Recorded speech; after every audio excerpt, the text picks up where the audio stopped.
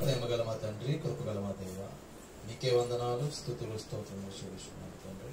మీ మహాకృపను బట్టి నైనా ఈ యొక్క ఆదివారం ఉదయకాల సమయంలో జరుగుతున్న ఆరాధనలు నైనా పాటల ద్వారా మిమ్మల్ని స్తుతించాము తండ్రి. ఈ సమయంలో తండ్రి నైనా మా జీవగ్రంథమైన బైబిల్లో నుండి కొన్ని మాటలు తండ్రి మేము ఆలోచన చేయించుండగా నైనా మీరు మాకు తోడుగా ఉండండి తండ్రి.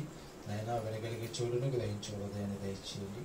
మాట్లాడుతున్న నాకు తండ్రి మీ ఆత్మ సహాయం అనుగ్రహించి సముచితమైన జ్ఞానంతో తండ్రి మీ మాటలు తండ్రి మీ విడలకు చూచుండగా మీరే మాకు తోడుగా ఉండి నేను మీ వాక్య లోతుల్లో మమ్మల్ని నడిపించి విశ్వాసంలో మమ్మల్ని బలపరచు. నైనా మీరే మమ్మల్ని నడిపించండి. నైనాకు జరుగుతున్న కార్యక్రమం అంతట్లో మీరు తోడుగా ఉండి కార్యక్రమం క్రమంగా మా దగ్గర జరిగినట్టు సహాయం దయచేది. నైనా ఇక సమయంలో తండ్రి నైనా ఈ యొక్క కార్యక్రమం ద్వారా మహిమా ఘనత ప్రభావం మీకు ఆరోపిస్తూ క్రీస్తున్నాము ప్రార్థనలకి వేడుకొనిస్తున్నాము తండ్రి. ముందుగా తండ్రి అయిన దేవునికి ప్రభువైన యేసుక్రీస్తు వారి నామములో కృతజ్ఞత స్తుతులు చెల్లిస్తున్నాను. కూడిన అందరికీ కూడా ప్రభువైన యేసుక్రీస్తు వారి నామములో వందనాలు తెలియజేస్తున్నాను. ప్రియమైన దేవుని వల్ల ఈ ఆదివారం ఉదయకాల సమయంలో మరి దేవుడిచ్చిన ఈ సమయంలో ఎన్నో ఉన్నతమైన మాటలు మనం ఆలోచన చేయొచ్చు. లోకము తీరు మనం చూస్తుంటే లోకానికి భక్తి అయితే ఉంది కానీ దేవుడంటే ఏంటో తెలీదు. దేవుడంటే ఎలాంటి వారో, దేవుడు మన పట్ల ఎలాంటి ప్రణాళిక కలిగి ఉన్నాడో బైబిల్ పట్టుకున్న మనకు తెలుసు కానీ మన దగ్గర ఏం లేదు. భక్తి లేదు. అసలు భక్తి ఏం చేయాలి, భక్తి మనల్ని ఎలా నడిపించాలి, భక్తి గురించి ఆలోచన చేస్తే గనక భక్తి అనేది మనల్ని ఎదుర్కోబోతున్న పరిస్థితులకి సిద్ధపరచాలి. భక్తి ఏం చేయాలి, మనం ఎదుర్కోబోతున్న పరిస్థితులు ఏవైతే ఉన్నాయో ఆ పరిస్థితులకి మనల్ని ఏం చేయాలి, సిద్ధపరచాలి. అంటే ఏమి ఎదుర్కొంటున్నాం, దేవుడి ఎడల మనం భయభక్తులు కలిగి ఎందుకు జీవించాలి, దేవుడు ఈ లోకంలో మనల్ని ఇంత గొప్పగా ఈ జీవితంలో అన్ని మేలులు చేసి చక్కగా నడిపిస్తున్నప్పుడు ఈ భక్తిని కొనసాగించడానికి మరలా దేవుడు ఎందుకు ఇన్ని విలువైన మాటలు మన గురించి రాశాడు అంటే గనక భక్తి గురించి కొన్ని విషయాలు మనం మాట్లాడినప్పుడు ఈ భక్తి అనేది మానవుల్లో ఎల్లప్పుడూ ఒకలా ఉండదు. ఏదైనా మేలు పొందుకున్నాం అనుకోండి, దేవుని నమ్ముకున్న తర్వాత మన కుటుంబాల్లో కానీ మన జీవితాల్లో కానీ ఏదైనా మనకి మేలు జరిగినప్పుడు భక్తి ఎలా ఉంటుంది, ఎక్కువగా ఉంటుంది. ఏదైనా కీడు జరిగిందనుకోండి, ఏదైనా నష్టపోయామనుకోండి, ఏదైనా రోగం వచ్చిందనుకోండి, ఏదైనా పరిస్థితులకు తారుమారైన అనుకోండి, భక్తి ఎలా ఉంటుంది, క్షీణించిపోయి. అంటే మన పరిస్థితులను బట్టి కూడా భక్తి మారుతుంది. అందుకే ఈరోజు మనం ఎదుర్కొంటున్న పరిస్థితిని బట్టి మనం ఎలా సిద్ధపడి ఉండాలి భక్తులు అనేది కొన్ని విషయాలు మనం నేర్చుకుందాం. ఒకసారి మనం బైబిల్ విప్పి చూడగలిగితే కనుక పేతురు రాసిన 2వ పత్రిక 3వ అధ్యాయము మొదటి నుంచి చూద్దాం. ప్రియులారా, ఈ 2వ పత్రిక మీకు ఇప్పుడు రాయిచున్నాను పరిశుద్ధ ప్రవక్తల చేత పూర్వమందు పలకబడిన మాటలను ప్రభువైన రక్షకుడు మీ అపోస్తుల ద్వారా ఇచ్చిన ఆజ్ఞను మీరు జ్ఞాపకము చేసుకొనవలెనని విషయమును మీకు జ్ఞాపకము చేసి నిర్మలమైన మీ మనసులను రేపుచున్నాను. చూడండి, ఇక్కడ చెప్తున్న విషయం జాగ్రత్తగా ఆలోచన. ఎందుకు ఈయన మనం నిర్మలమైన హృదయాన్ని లేకపోతే నిర్మలమైన మన మనసును రేపుతున్నాడంటే గనక ఈ 3-4 వచనాల్లో చెప్పబడుతున్న మాటలు కొద్ది జాగ్రత్తగా. అంత్య దినములలో అపహాసకులు అపహసించుచు వచ్చి తమ స్వకీయ దురాశల చొప్పున నడుచుకొనుచు ఆయన రాకడను గూర్చి వాగ్దానమేమాయను పితరులు నిద్రించినది మొదలుకొని సమస్తమును సృష్టి ఆరంభమునట్టే నిలిచి ఉన్నదే అని చెప్పుదురని మొదట మీరు తెలుసుకొనవలెను. ఇక్కడ ఒక విషయాన్ని పేతురు గారు చెప్తున్నారు. ఏం చెప్తున్నాడు ఆయన అంటే గనక ఆయన మనకి ప్రవక్తల మాటల మీద జ్ఞాపకం చేసుకుంది. మన రక్షకులైన యేసుక్రీస్తు వారును అపోస్తులు మనకి ఏదైతే ఇచ్చారో ఆజ్ఞ, మనకి ఏదైతే ఆయన బోధించారో ఆ బోధన మీద జ్ఞాపకం ఉంచుకుని మన నిర్మలమైన హృదయాలను ఏం చేస్తున్నారంట, మనసుని రేపుతున్నారు. అవి జ్ఞాపకం చేసుకోవడానికి మన మనసుని ఎందుకు ఇలా రేపుతున్నారు? ప్రవక్తలు చెప్పిన మాటలు అన్నారు చూడండి. మొదటి వచనంలో, రెండో వచనంలో ఏమన్నాడు? పరిశుద్ధ ప్రవక్తల చేత పూర్వమందు పలకబడిన మాటలను, పరిశుద్ధ ప్రవక్తల చేత పూర్వమందు పలికిన మాటలను, ప్రభువైన రక్షకులను మీ అపోస్తుల ద్వారా ఇచ్చిన ఆజ్ఞను మీరు జ్ఞాపకము చేసుకునవలనని విషయమును మీకు జ్ఞాపకం చేస్తుంది. ఇందుకే అపోస్తులు కానివ్వండి, ప్రభువు కానివ్వండి, ప్రవక్తలు కానివ్వండి ఏం చెప్పారు? పరిశుద్ధ లేఖనాల్లో ఏం చెప్పారంటే గనక, ఏదైతే కింద అపహాసకులు అపహసిస్తున్నారో, దేని గురించి అపహసిస్తున్నారో మనం ఏదైతే విన్నామో, పరిశుద్ధ లేఖనాల ద్వారా ప్రవక్తలు ఏదైతే చెప్పారో, మన రక్షకులైన యేసుక్రీస్తు వారు ఏదైతే మనం ఎదుర్కోవడానికి సిద్ధంగా ఉన్నామని చెప్పారో, మనల్ని ముందుకు నడిపించిన అపోస్తులు, ఈ బోధన మన చేతికి ఇచ్చిన అపోస్తులు ఎవరైతే ఉన్నారో వారు మనకి ఏదైతే చెప్పి నడిపించారో ఆ విషయంలో వీళ్ళు ఏం చేస్తున్నారంట? అపహాస్యం చేస్తున్నారు. ఇంతకీ ఏ విషయంలో అపహాస్యం చేస్తున్నారంటే 4వ వచనంలో చెప్తున్నారు చూడండి. ఆయన రాకడను కూర్చిన వాగ్దానం ఏమాయను, పితరులు నిద్రించినది మొదలుకొని సమస్తమును సృష్టి ఆరంభమున్నట్టే నిలిచి ఉన్నదే అని చెప్పుచు మొదట మీరు చెప్పుదని మీరు తెలుసుకోవాలి. ఇంతకీ అపోస్తులు కానివ్వండి, ప్రవక్తలు కానివ్వండి యేసుక్రీస్తు వారి యొక్క రాకడ గురించి చెప్పారా? ఆ దినము ఎలా ఉంటుందో చెప్పారా? అపోస్తులు చెప్పారా? యేసుక్రీస్తు వారు చెప్పారా? చెప్పి మనకు వాళ్ళు ఏం చేశారంటే గనక వారు ఆజ్ఞనిచ్చి మనల్ని ముందుకి కొనసాగించారు.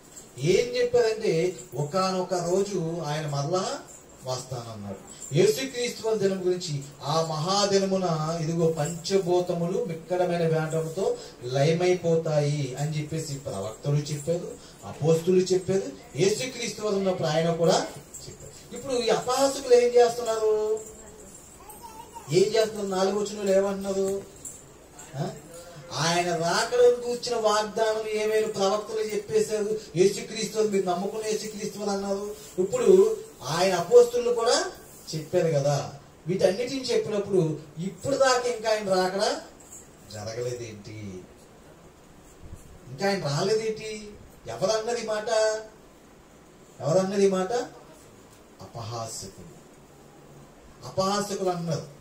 అది ఈ అపహాసకులు ఎలా తయారయ్యారు అంటే కనుక భక్తిని వీడిన వారు మాట్లాడుతున్న మాటలు ఇవి. ఎవరో కాదు, అలా అన్నారు చూడు. మన పితరులు నిద్రించిన, మన పితరులు అంటే ఎవరి సంబంధాలలో?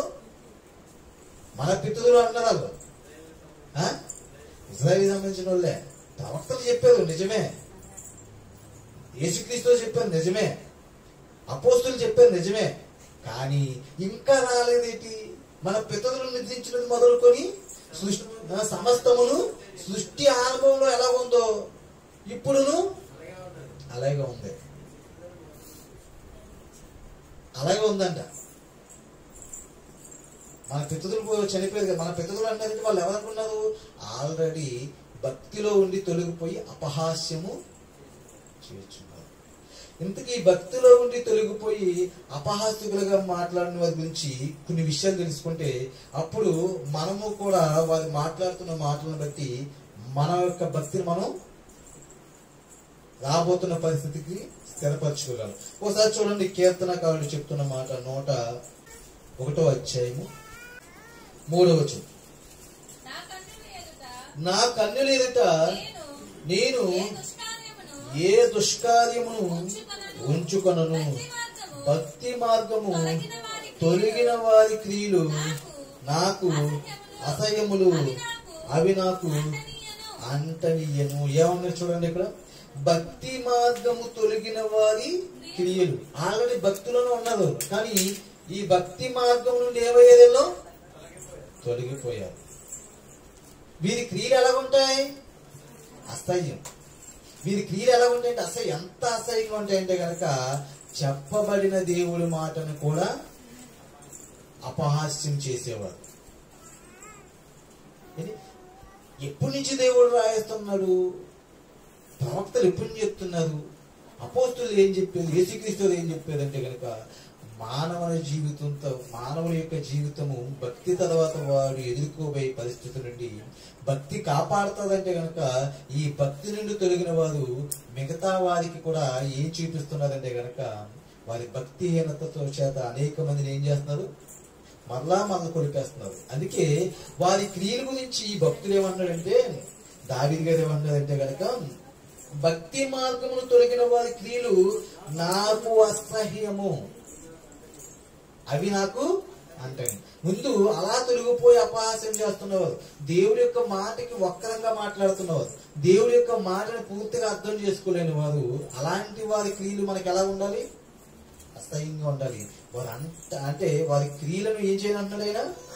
నేను అంట నేను ఇక్కడ ఏమన్నాడంటే కనుక నేను అంటున్నాడు.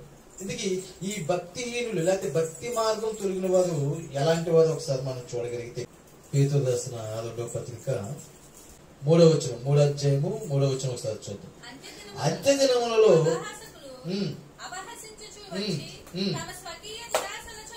తమ స్వకీయ దురాశల చొప్పున నడుచుకుని ఎలా నడుచుకుంటారంట? తమ స్వకీయ ఆలోచనలు, వారి సొంత ఆలోచనలు. దేవుడి మాటను విశ్వసించరు, దేవుడి వాక్యాన్ని నమ్మరు, చెప్పిన మాటలను బట్టి జీవితాలు సరి చేసుకోవడం ఉండదు. కానీ వారి సొంత ఆలోచన, స్వకీయ ఆలోచన చొప్పున ఎలా నడుచుకుంటారు? దేవునికి విరోధంగా. దేవుడు ఇలాగ మార్గం తప్పిన వారి గురించి ఒకరి గురించి చెప్తున్నారు. ఆయన ఎవరు? బైబిల్లో చూడండి, 2వ అధ్యాయము, అదే పేతురు రాసిన పత్రిక 2వ అధ్యాయము 15వ వచనం చూద్దాం.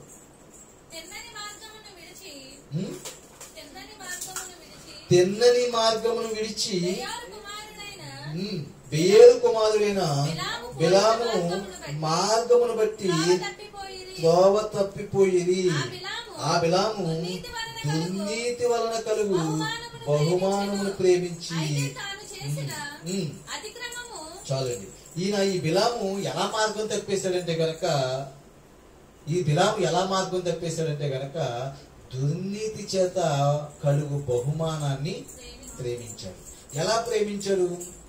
ఇశ్రాయేలు వెళ్తున్న మార్గంలో రాజు పేరు ఏం పేరు? ఆయన పేరు ఆ రాజ్యం నుంచి వెళ్తే వీళ్ళందరూ కూడా రాజ్యాన్ని ఆక్రమిస్తారని చెప్పి బిలాముని కాకేసి వారిని శపించమని ప్రార్థన చేస్తారు, కోరుతాడు. వారిని నువ్వు శపించాలి. ఎందుకంటే బిలాముకు దేవుడు ఇచ్చిన గొప్ప వరం ఏంటంటే కనుక బిలాము ఎవరిని శపిస్తే వారు శపించబడతారు, ఎవరిని ఆశీర్వదిస్తే వారు ఆశీర్వదింపడు. కానీ ఇశ్రాయేలీయులు దేవుని చేత ఆశీర్వాదం పొందినవాడు. మరి అలాంటి వారిని కేవలం ఒక రాజు మాట విని ఏం చేయడానికి వచ్చాడు? శపించడానికి వచ్చాడు బిలాము. అప్పటికే దేవుడి దగ్గర ఒకసారి ప్రార్థన చేసినప్పుడు దేవుడు ఏమన్నాడంటే గనక వారు వచ్చి నిన్ను పిలుస్తారు కానీ వారితో నువ్వు వెళ్ళొద్దు అని చెప్తాడు.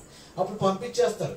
రాజు నువ్వేం కోల్తే అది ఇస్తాను, నీకు ఇటువంటి బహుమానాలు ఇస్తాను, నీకేమీ లోటు చేయడు అని చెప్పేసి చెప్పినప్పుడు ప్రార్థన చేసి నేను చెప్తాను అని చెప్పేసి అంటాడు. ప్రార్థన చేస్తాడు, యెహోవా వద్దంటాడు, మానేస్తాడు.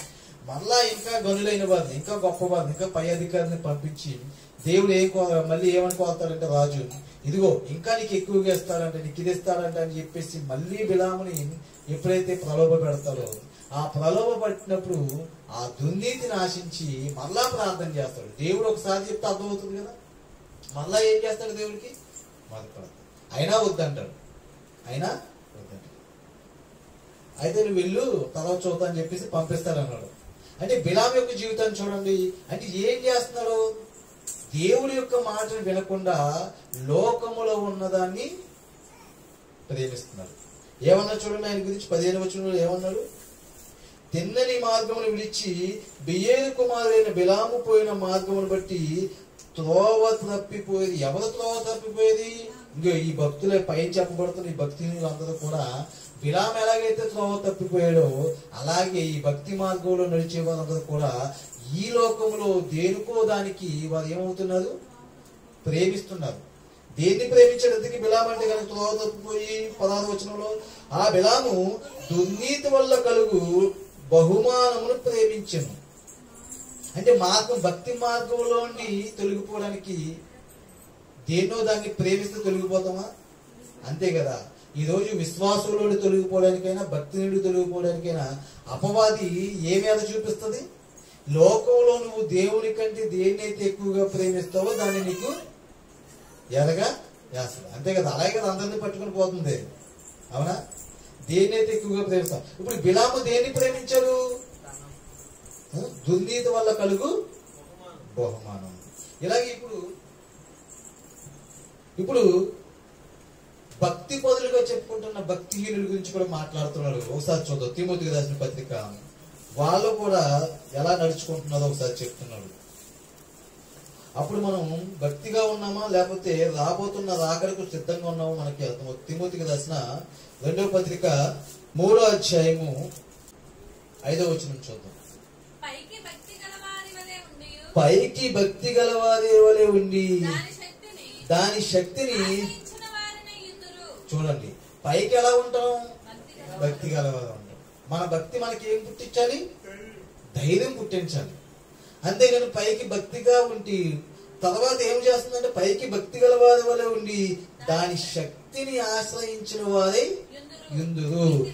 ఇట్టి వారికి విముఖుడువై యుండుము. ఇందాక దావీదు అన్నాడు కదా, భక్తిహీనులు మార్గం తప్పిన వారి యొక్క క్రియలు నాకు ఏంటంట అసహ్యం, అట్టి వారిని నేను ఏం చేయను, అంటించుకుని అంటున్నాడు ఆయన. ఇక్కడ కూడా ఏం చెప్తున్నాడు చూడండి. మరి వీళ్ళు భక్తిగా ఉన్నదంటే కనుక వారి క్రియలు అసహ్యం అని మనకి ఎలా తెలుస్తుంది? భక్తిగా ఉండి లోకాన్ని స్నేహిస్తూ, భక్తిగా ఉండి లోకంలో ఏదో ఒక స్వలాభాన్ని ప్రేమిస్తూ, అంటే దేవుడి కంటే ఎక్కువ ప్రేమిస్తూ, దానికి లోబడి వాడి భక్తిని ప్రదర్శిస్తున్నాడు అనుకోండి, వాడు దేన్ని ప్రేమిస్తున్నాడో లోకంలో వాడి నడవడికను బట్టి మనం చెప్పచ్చు. అలాంటి వారికి ఎలా ఉండమన్నాడంటే కనుక వారి పైకి ఎలా ఉండదంట? భక్తి గలవారిగా ఉండి దాని శక్తిని ఆశ్రయించిన వారే యుద్ధులు. దాని శక్తిని ఆశ్రయించరు. భక్తి యొక్క శక్తిని, భక్తి యొక్క శక్తి మనకి ఏం తెలుస్తుంది? దాన్ని ఆశ్రయించాలి కదా మనం. భక్తి మనకు తెలుసా? భక్తి అంటే ఏమనుకున్నాం? ప్రార్థన చేయడం, వాక్యం చదవడం, చప్పట్లు కొట్టడం, స్తుతించడం, అయిపోయింది భక్తి. అంతేగాని భక్తి అంటే ఇంకోలేదు వచ్చి చెప్పాడు తెలుసా? యాకోబు పత్రిక 1వ అధ్యాయము 27వ వచనం చూడు.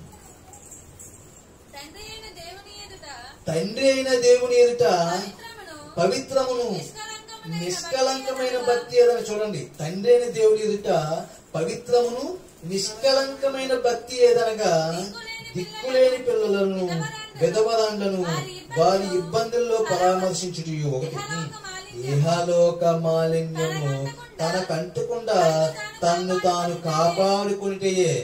రెండోది ఏం చెప్తున్నాడు? ఇహలోక మాలిన్యము, ఇహలోకంలో విడిచిపెట్టిన పాపాన్ని మరలా నీకు అంటించుకోకుండా నిన్ను నువ్వు కాపాడుకోవడమే భక్తి. ఎందుకంటే ఇహలోక మాలిన్యాన్ని నువ్వు అంటించుకున్నావు అనుకో, ఇహలోక మాలిన్యాన్ని నువ్వు అంటించుకున్నావు అనుకో, నీ భక్తి విడిచిపెట్టి, చూడండి చాలా మంది భక్తి మార్గాన్ని విడిచిపెట్టి మళ్ళా లోకంలో కలిసిపోతున్నారు కదా, కలిసిపోతారు. ఇది భక్తి కాదు. అంటే లోకంలో ఉంటారు, పైకి ఎలా ఉండదు, భక్తి పనులుగా ఉంటారు. అలాంటి వారికి విముఖుడివై ఉండమంటున్నాడు. యెహోలోక మాలిన్యాన్ని వంటించుకుంటే గనక నీ భక్తి ఎంత వ్యర్థమో పేతురు గారు చెప్తున్నారు. చూడండి ఒకసారి 2వ అధ్యాయము 20వ వచనం. వారు ప్రభువును రక్షకుడైన యేసుక్రీస్తు విషయమైన అనుభవ జ్ఞానం చేత ఈ లోక మాలిన్యమును తప్పించుకున్న తర్వాత, చూడండి చెప్తున్నాడు, మనం ప్రభు అయిన యేసుక్రీస్తు వారి ద్వారా ఈ లోక మాలిన్యాన్ని తప్పించుకున్నామా? అంటే పాపము నుండి, ఈ లోకంలో ఉన్న పాపం నుండి విడిపింపబడ్డామా? చూడండి, అంటే భక్తి అనగా ఇహలోక మాలిన్యాన్ని మనకు అంటుకోకుండా మనం కాపాడుకోవాలని చెప్తున్న దేవుడు మనం రక్షించి ఏమంటున్నాడంటే కనుక అక్కడ చెప్తున్నాడు దైవవచనంలో, వారు ప్రభువును రక్షకుడైన యేసుక్రీస్తు విషయమై అనుభవ జ్ఞానం చేత ఈ లోక మాలిన్యమును తప్పించుకున్న తరువాత. అంటే మనకు అనుభవం వచ్చింది. ఇప్పుడు అవునా? మన బాప్తిజం తీసుకున్నాం, ప్రభుని నమ్ముకున్నాం, యేసుక్రీస్తు రక్తంలో కడగబడ్డాం. 7 సంవత్సరాలు అయితే కడగబడి 10 సంవత్సరాలు అంటే అనుభవం వచ్చిందనే కదా. అంటే 2 సంవత్సరాల అనుభవం ఉంది ప్రభుతో మనం నడుపుతాం. అవునా? ప్రభు ఎలాగైతే నడిచాడో మనం నడుస్తూ మనకి అనుభవం ఉంది. ఇప్పుడు అనుభవంతో ఏం చేస్తామంటే ఇహలోక మాలిన్యాన్ని మనం అంటుకోకుండా మనల్ని కాపాడుకుని తప్పించుకున్న తర్వాత మరలా వాటిలో చిక్కబడి వాటి చేత జయింపబడిన ఎడల వారి కరవని స్థితి మొదటి స్థితి కంటే మళ్ళీ ఏమవుతుంది చూడండి. ఏమన్నాడు చూడండి. అంటే మనం అనుభవాన్ని సంపాదించుకున్నాం, మనం ప్రభు చేత రక్తంలో కలగబడి మనం ఇక ఏం చేస్తామంట పాప మాలిన్యం నుండి తప్పించుకున్నాం. దాంట్లో ఎలా తప్పించుకోవాలో మనం ప్రభుని బట్టి మనం నేర్చుకున్న తర్వాత మరలా వాటిలో చిక్కబడి, మరలా వీటిలో ఆ మాలిన్యంలో విడిచిపెట్టిన వాటిలో చిక్కబడి వాటి చేత జయింపబడిన ఎడలా మరలా ఇప్పుడు మనం అయ్యే జయించేసాం అనుకో, మనం ఇప్పుడు ఏం చేసాం లోకాన్ని జయించాం అన్నాడు దేవుడు. మనం అందరూ కూడా లోకాన్ని జయించాం. ఇప్పుడు లోకంలో ఉన్నవి మరలా ఇప్పుడు మనం జయించలేక, లేదా లోకంలో ఉన్న వాటిని మనం చేస్తూ వారికి బానిసైపోతే మరలా ఇప్పుడు మనం ఏం చేసేవి జయించబడిన ఎడలా వారి కరవరి స్థితి మొదటి స్థితి కంటే మరీ చెడ్డ. ఇప్పుడు మన కరవరి స్థితి చివరి స్థితి ఏది? దేని గురించి అయితే ఎదురు చేస్తున్నాము ప్రభు వస్తే మనం ఎలా ఉండాలి? తల ఎత్తుకునేలాగా ఉండాలి. అవునా? ఇప్పుడు ఆ కరవరి స్థితి మొదటి స్థితి కంటే మరీ చెడ్డదైపోతుంది. మొదటి స్థితి ఏంటి? తెలియక మామూలుగా మనం చనిపోవాలనుకోండి ఎలా ఉండదు? తెలియనోడు కోటే దెబ్బ, తెలిసి చేస్తే అర్థమవుతుందా? అవునా? అందుకే అక్కడ ఏమన్నా చూడు, కిందకి అదే చెప్తున్నాడు. ఏమన్నాడు చూడండి 21వ వచనం. వారు నీతి మార్గమును అనుభవపూర్వకంగా తెలుసుకొని తమకు అప్పగింపబడిన పరిశుద్ధమైన ఆజ్ఞ నుండి తొలగిపోవుట కంటే ఆ మార్గమును అనుభవపూర్వకంగా తెలియక ఉండితే వారికి మేలు. ఎవరికి మేలు?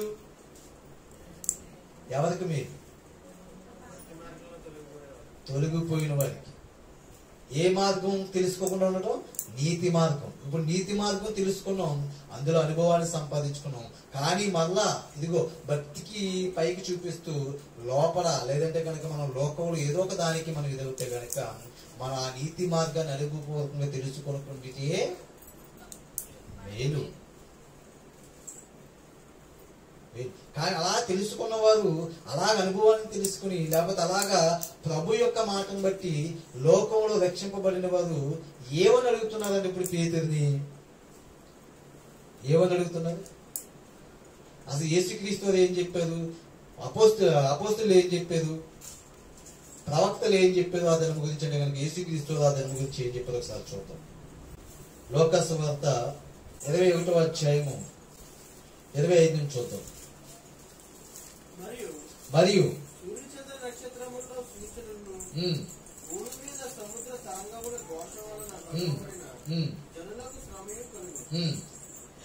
ఆకాశమందరి శక్తులు కదిలింపబడును గనుక లోకము మీదకి రాబోచున్న వాటి విషయమై భయము కలిగి మనుషులు ఎదురు చూచుచు ధైర్యము చెడి కూలుదురు.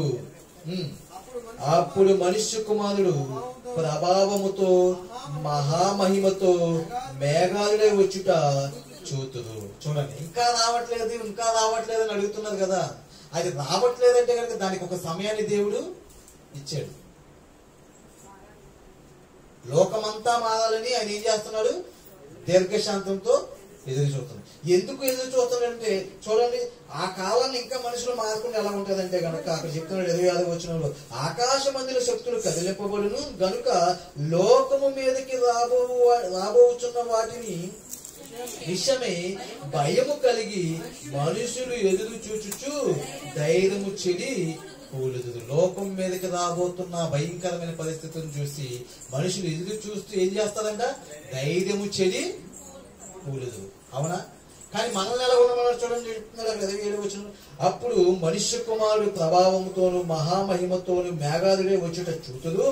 ఇవి జరుగునారంభించినప్పుడు మీరు ధైర్యము తెచ్చుకుని మీ తలలు ఎత్తుకొనుడి, మీ విడుదల సమీపమై ఉన్నది. మన కలవల స్థితి భయంకరంగా ఉండాలా, లేకపోతే మన విడుదల సమీపంగా ఉండాలా? మనం విడుదలైపోయి ఎలా ఉండాలి? తల ఎత్తుకునేలాగా ఉండాలి. ఎలా ఉండాలి? మనం తల ఎత్తుకునేలాగా ఉండాలి. ఎప్పుడు విడుదలది? ఎప్పుడు విడుదల సమీపిస్తుందంట? యేసుక్రీస్తు వారి రాకడతో ఈ లోకం నుండి మనకి ఏమి సమీపిస్తుంది? విడుదల. అందుకే వాళ్ళు ఎలా మాట్లాడుతున్నారు, వారి మాటలు ఎలా ఉన్నాయంటే కనుక ఈ విషయాలు నమ్మడం లేదు. అన్నారు కదా మీ ప్రభువు వస్తానని, అన్నారు కదా ప్రవక్తలు కూడా చెప్పారు కదా వస్తానని, మీ బోధకులు అంటే అపోస్తులు మీరు కూడా చెప్పారు కదా, మరి మీరు చెప్పిన ఏమైపోతున్నాయి? ఇంకెందుకు ఆలస్యం అవుతుందని పేతురుని అడుగుతున్నాడు. అప్పుడు చెప్తున్నాడు మనం ఎలా ఉండాలనేది చూడండి. చివరికి 2 మాటలు చెప్పి నేను ముగించేస్తాను. పేతురు రాసిన 2వ పత్రిక 3వ అధ్యాయము 5వ వచనం చూద్దాం. ఏలయనగా పూర్వము నుండి ఆకాశం ఉండిననియు నీళ్లలో నుండి నీళ్ల వలనను సమకూర్చబడిన భూమియు దేవుని వాక్యం వల్ల కలిగిననియు వారు బుద్ధిపూర్వకంగా మరుతుంది. మర్చిపోయారంట వారు. ఏం మర్చిపోయారు?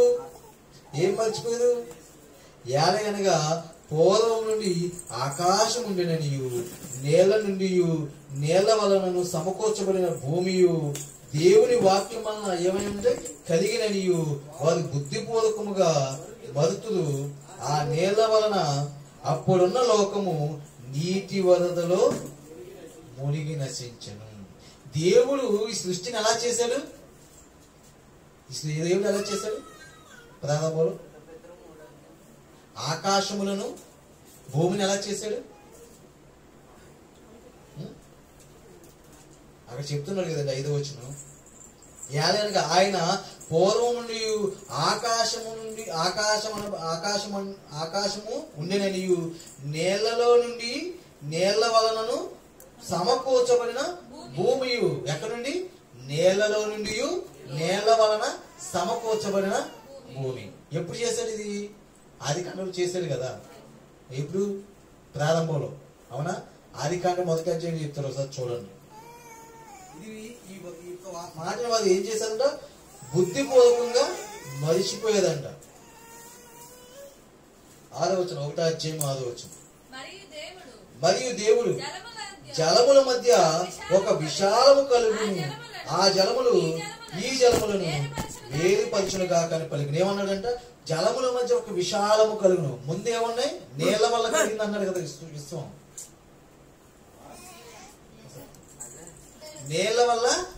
నేళ్ల వలనను నీటి మూలముగా కలిగింది కదా. ఏది?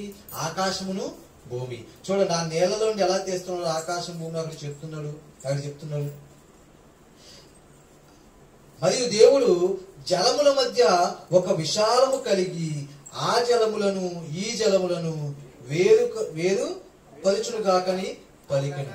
చూడండి జలముల మధ్య ఒక విశాలాన్ని చేశాడంట.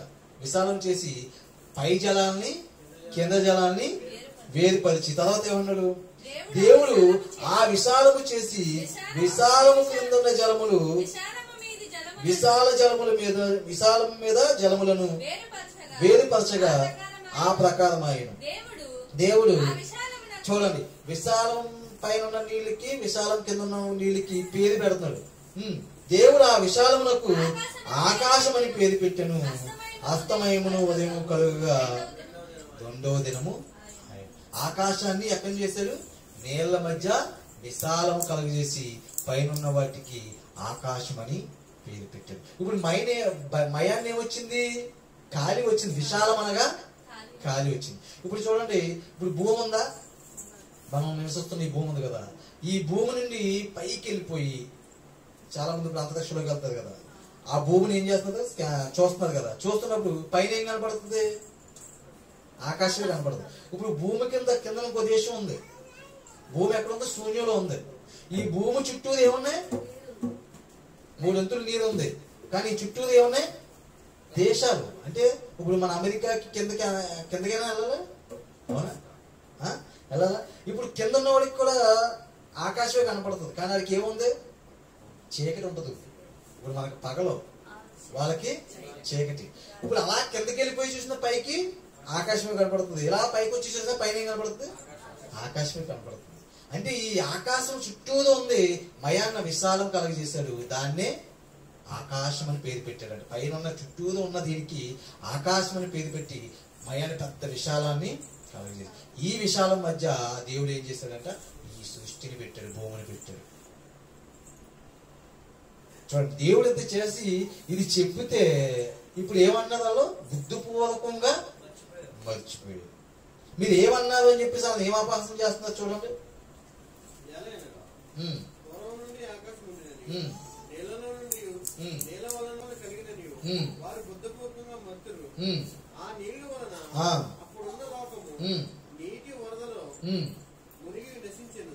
అయితే ఇప్పుడున్న ఆకాశమును భూమియు భక్తిహీనుల తీర్పును నాశనమును దినము వరకు అగ్ని కొరకు నిలవేయబడినవై అదే వాక్యం వల్ల భద్రము చేయబడి, అదే వాక్యం వల్ల భద్రము చేయబడి ఉంది. చూడండి, 6వ వచనంలో చెప్తున్నాడు, ఆ నీటి వల్ల అప్పుడున్న లోకము నీటి వరదలో మునిగి నశించెను. ఎప్పుడున్న లోకము?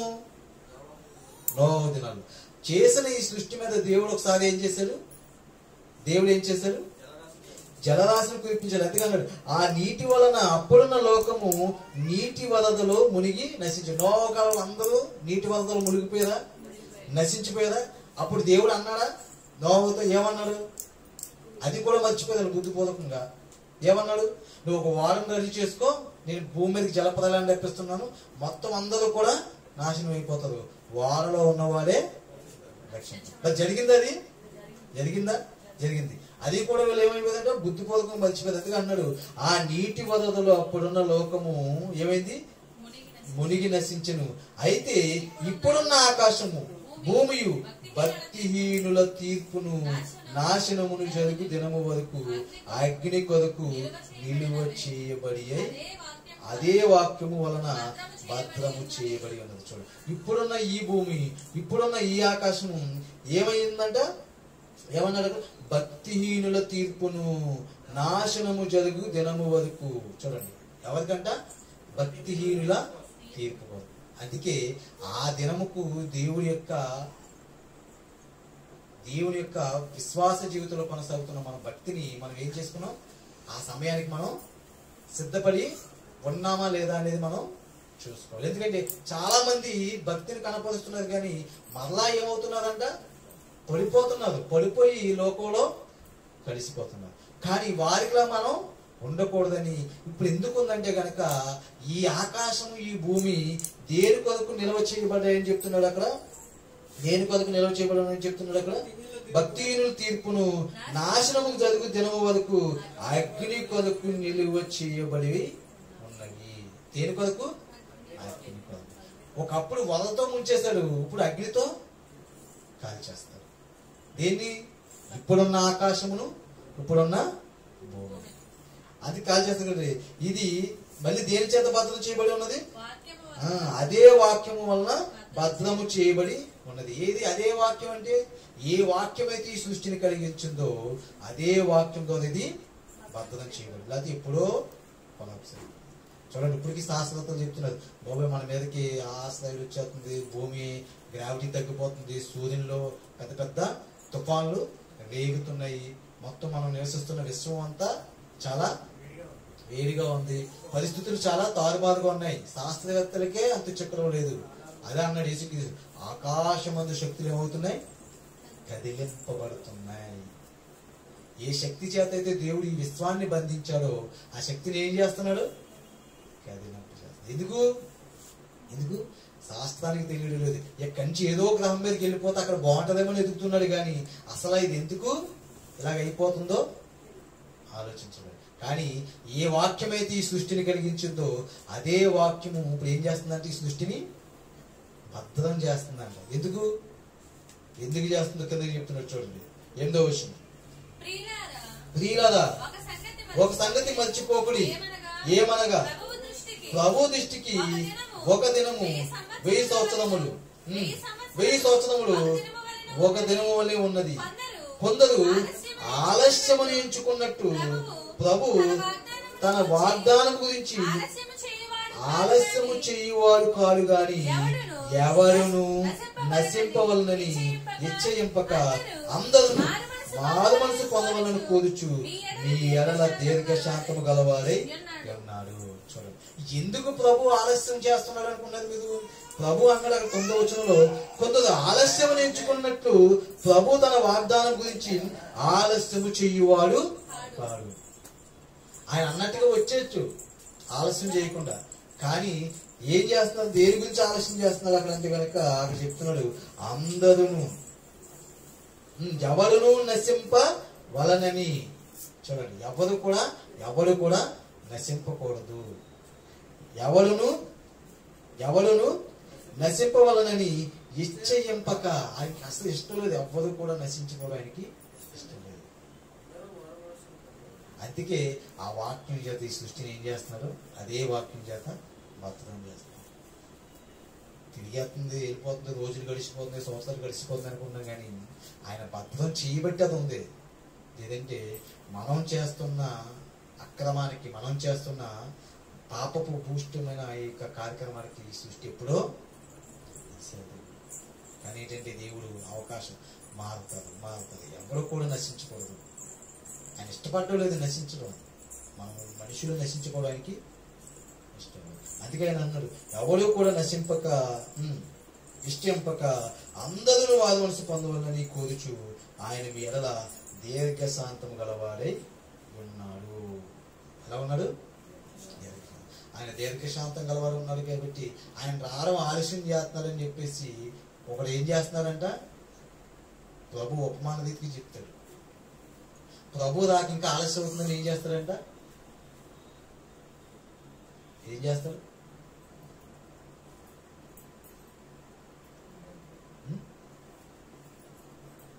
ప్రభు ఆలస్యం అవుతుందని ఒకడు ఏం చేస్తున్నారంట? దాసులను కొట్టుచు తినుచు త్రాగుచు ఉన్నాడు. ఆయన ఆలస్యం చేస్తున్నాడని చెప్పేసి నేను భక్తిలోకి తొలగిపోమని కాదు. ఈ లోకంలో నువ్వు ఏదైతే మాలిన్యాన్ని విడిచిపెట్టి రక్షణలోకి వచ్చావో మరలా మాలిన్యానికి నిన్ను వెళ్ళిపోమని కాదు. నీ భక్తిని నువ్వు కాపాడుకో.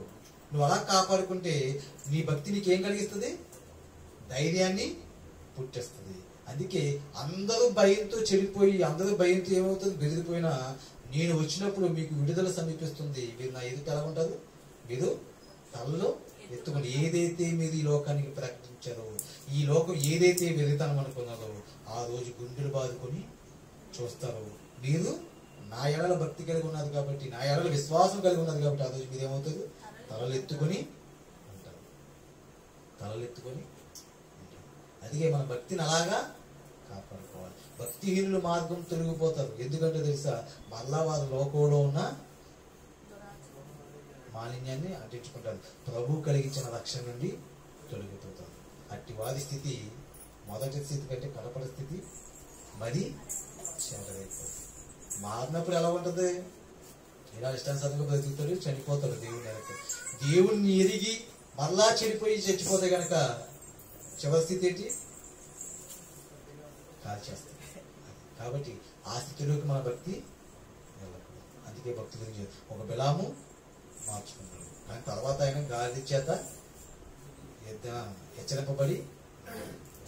అలాగా మనము కూడా మన యొక్క భక్తి మార్గంలో నడుస్తున్నప్పుడు మనము కూడా భక్తి గల వారిగా ఉండి లోకంలో మాలిన్యాన్ని అంటించుకునే వారి యొక్క జీవితాన్ని చూసి వారికి మనం ఎలా ఉండాలి?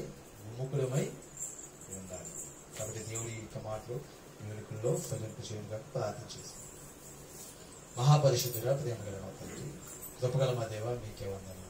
ఇదిగో తండ్రి, మీ కుమారుడినైనా ఆయన తెలియచేసినట్లుగా ఈ లోకానికి రాబోతున్న ఆ యొక్క దినము కొరకు ఎదురు చూస్తున్న ఈ తరుణంలో తండ్రి, అనేక మంది భక్తిహీనులు తండ్రి నైనా ఇదిగో తండ్రి ఆయన రాకడ గురించి ఎన్నో అపహాస్యపు మాటలు మాట్లాడుతున్నప్పుడు లోకంలోనైనా విశ్వాసులుగా జీవిస్తున్నాం. ఆ భక్తిని మేము కాపాడుకోగలిగి తండ్రి, కావలసిన ఉన్నతమైన మీ మాటలు నేను మాకు తెలియపరిచాను తండ్రి.